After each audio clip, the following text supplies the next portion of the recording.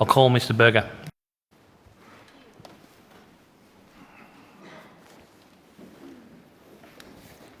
Thank you, Mr President, and congratulations to you on your election. Let me first take a moment to acknowledge the Wurundjeri Woiwurrung people, the traditional owners of the land where we're meeting on, and pay my respects to their elders past and present and emerging. I'd also like to pay my respects to all First Peoples, but I want to single out the Bunurong Boon Wurrung in particular. My electoral region of Southern Metropolitan lies within their traditional country, and I want to say thank you for their long custodianship of the land. Thank you for caring for the waterways, the beaches, and the native flora and fauna of this stunning part of what we call Naarm or Melbourne. I just want to thank and pay tribute to my campaign manager, Joshua Bruni, and the countless campaign volunteers, including my electoral staff of Jesse Gardner-Russell, Molly Britt, and Zachary Kaplan. I would also like to pay tribute to Richard Miles, Sam Ray, Glenn Stirl, Tony Sheldon, the late Alex Gallagher, Matt Burnell, Jana Stewart, Chris Ford for all of their support. Thank you also to my family. Some of them are here today. My wife Vanessa, my best friend, my sounding board, has been a tremendous support to me over the journey. Nessie has one of the toughest jobs imaginable, caring for people with cancer at all stages. Her compassion, her empathy, caring nature for the unwell people is what defines her. If I contribute to this place even a fraction of the way that Nessie contributes to the life of her patients, then I'll be truly grateful. I know the years of serving the union movement have been very long. They keep me from home, and my new job in Parliament will do the same. But your commitment to me, to us, is the rock I build my life on. And I love you and admire you always. I'd also like to acknowledge my father-in-law, Gary, who proudly served in the Air Force, and mothers-in-law, Helen and Jill, and my sister-in-law, Natalie, and her husband, Rob, and thank them for embracing me into their family. Special thanks to my niece and goddaughter, Emily, and her husband, Mark, for all of their support. My late parents, John and Mary, would have loved this day. My mum was a nurse and a midwife, and a very talented musician. There were three big things in her life: her family, the Catholic Church, and making sure all the kids in the Broadmeadows area of Melbourne were vaccinated against polio, TB and diphtheria. My dad had a very varied and interesting life. At one stage, he worked at the local flour mill in Glenroy in the accounts department. It was there he discovered he had an aptitude for working with figures, an aptitude he used to eventually become a successful businessman. Dad was what people at the time called a self-made man. He had a strong work ethic, a deep commitment to his family and to his faith. He battled poor health but still managed to run a small business, develop land on Melbourne's outskirts, and for a while even got into cattle breeding. So how did the son of what these days we would call an entrepreneur end up as a union official and now a Labor Member of Parliament? Dad had many great eyes for business opportunity, but he also had an enduring sense of fairness, that everyone deserved a fair go, and that it was his job to work hard and to make the pie a little bigger, so that there was more to go around for everyone. So that's where my sense of justice, my sense of fairness comes from. As for dedicating my life to representing working people, that came early. I was a teenager when I started working as a jackaroo on a property in the Riverina. It was tough work, but I loved it. And it also turned out to be the place where I saw how unfair life could be for working people who were in no real position to bargain with their employer. After crunching my knee on the weekend playing football, the boss offered me two choices: leave the property or be sacked. On the other hand, it was also in the Riverina I saw the power of working people could exercise through unions when they grouped together. I witnessed the wide comb dispute unfold. That culminated in a 10-week shearer strike, coordinated by the union movement.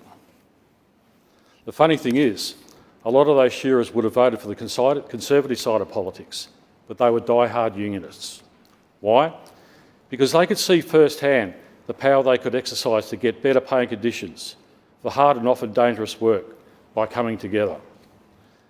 I could see perhaps what they couldn't, that Labor, the party founded during the previous shearers' strike way back in the 1890s, was the only political movement that was really ever going to have their backs. I would see this time and time again in all the jobs I held.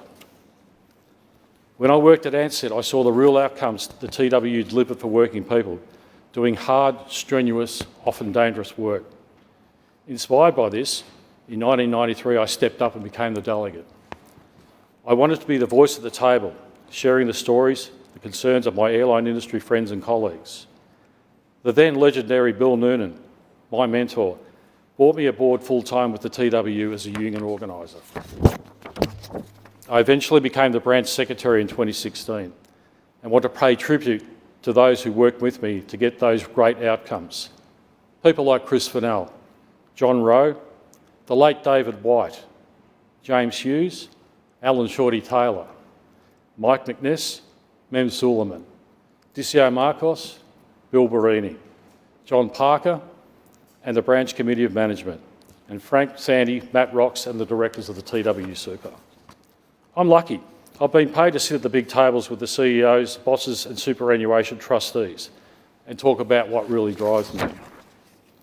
Core Labor values, fairness, improving the lives, employment conditions, and retirements of working people so they can retire with dignity. But I also got time to chat to truckies, airline ramp workers, and catering staff. In short, I get it. And now I get to be part of a government that gets it, delivering for working people.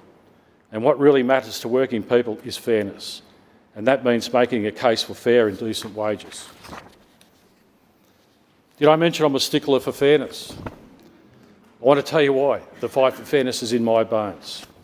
We know all too well that certain employers will take advantage of their employees. Given the current costs of living constraints these days, every cent counts.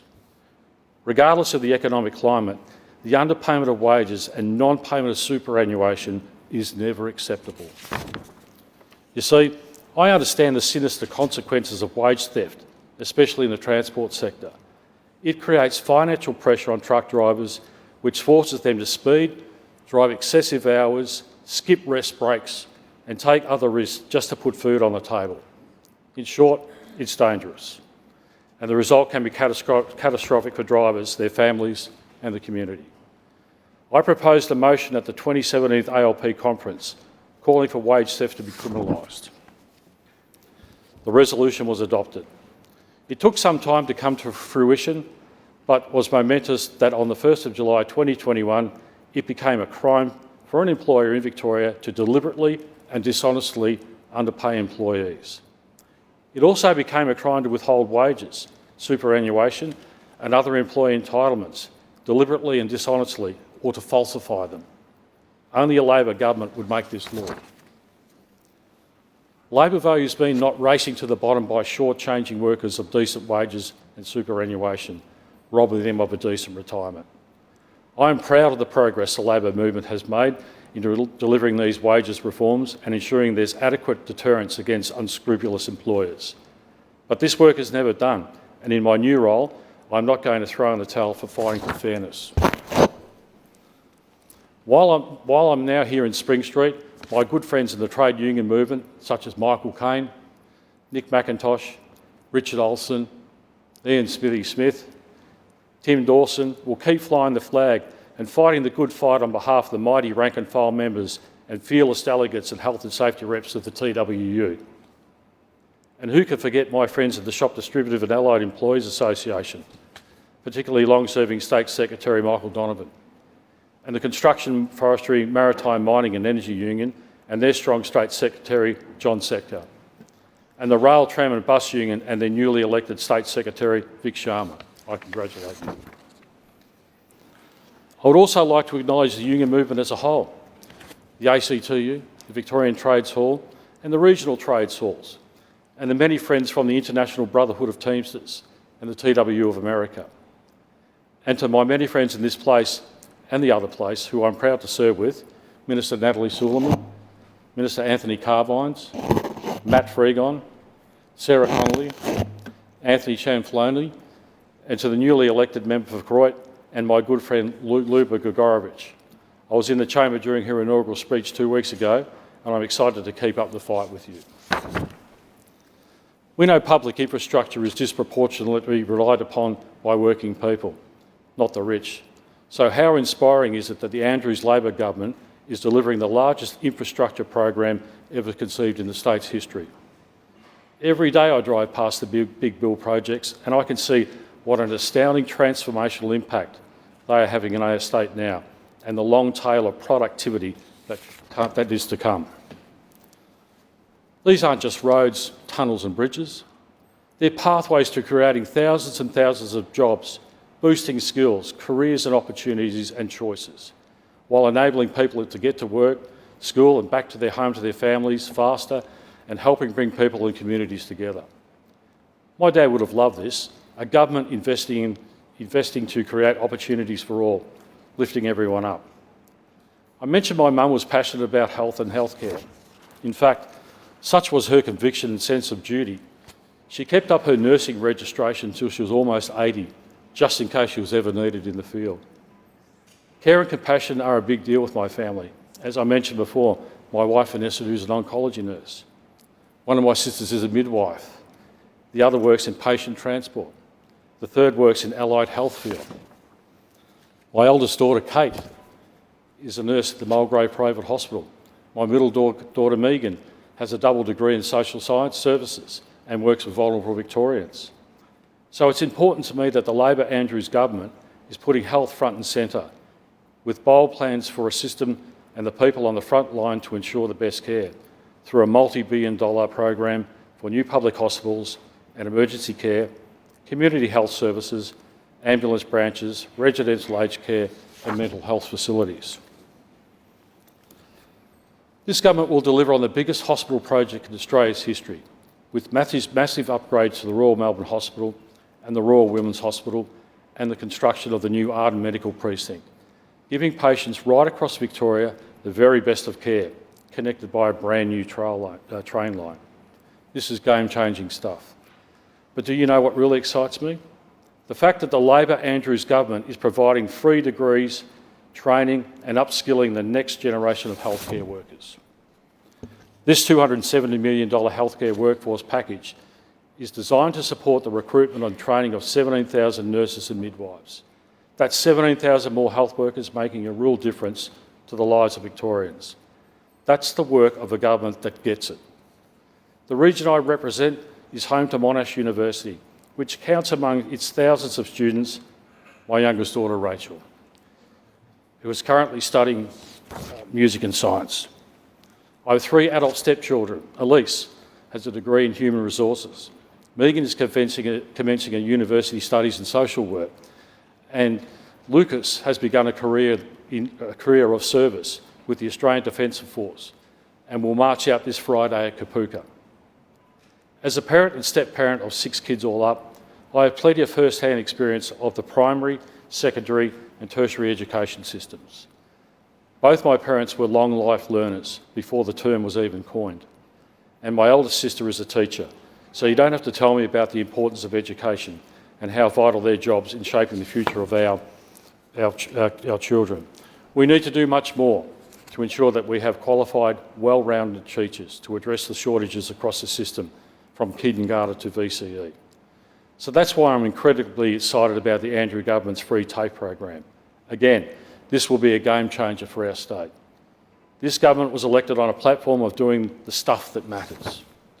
I couldn't be prouder to be part of this Labor team, which in its extraordinary mandate to deliver on a progressive agenda and to find innovative and lasting solutions that will make our state better and a fairer place.